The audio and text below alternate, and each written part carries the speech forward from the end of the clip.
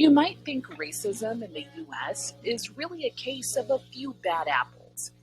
A racist cop here, a so called Karen there, a leader of a white supremacist group. You know, people who deliberately hate. But we can't blame racism in America on just a few bad apples. Think of our nation's problem as more like an apple pie, with the racial injustice baked right into every aspect of our society.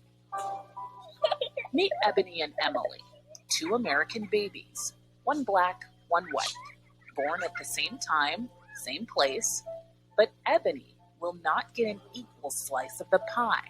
And that starts from birth. Because of her race, Ebony is 3 times more likely than Emily to die in the hospital as a newborn if her doctor is white.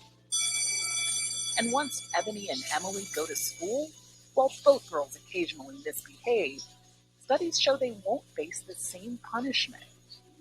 Ebony is 7 times more likely than Emily to be suspended, and 4 times more likely to be arrested on campus. When the two girls grow up and apply for jobs, odds are fewer employers will call Ebony back because she has a black sounding name. And even though Emily and Ebony will get the same college degree once Ebony is hired statistically as a black person, she'll make an average of 25% less than Emily. So why didn't Ebony get an equal slice of that apple pie? It's because systemic racism is built into our country's DNA. In the 17th and 18th centuries, wealthy white men needed land, so they took it from indigenous people and then forced blacks into slavery. To justify using blacks for free labor, the whites in power promoted a myth that blacks were inferior.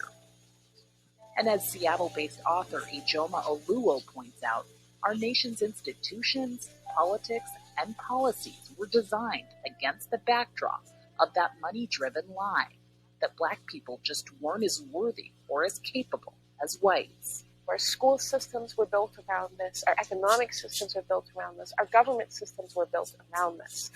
And it is simply that things were designed to uphold this story, to uphold this exploitation. And even though slavery ended here more than 150 years ago, the racism that fueled it persists in systemic ways today. White Americans now hold 85% of this country's wealth. Black Americans, just over 4%, and Hispanics, just over 3%.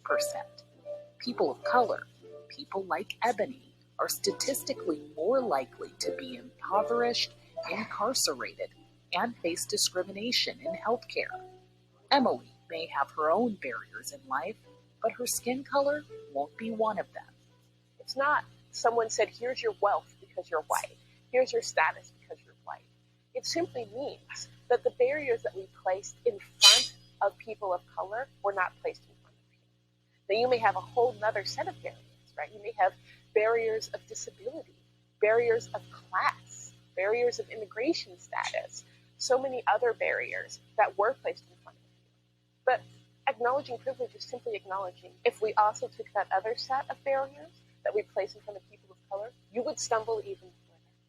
So even though you may not consider yourself a bad apple, a racist cop, a so-called Karen, or a member of an extremist group, Oluo says you may have played a role, even if you have the best intentions. Instead of this whole, let's all learn to be best friends and love each other, you can love someone of a different race and ethnicity and still actively participate in their oppression based on how you vote, based on what you bring up in your office meetings, even based on where you spend your money.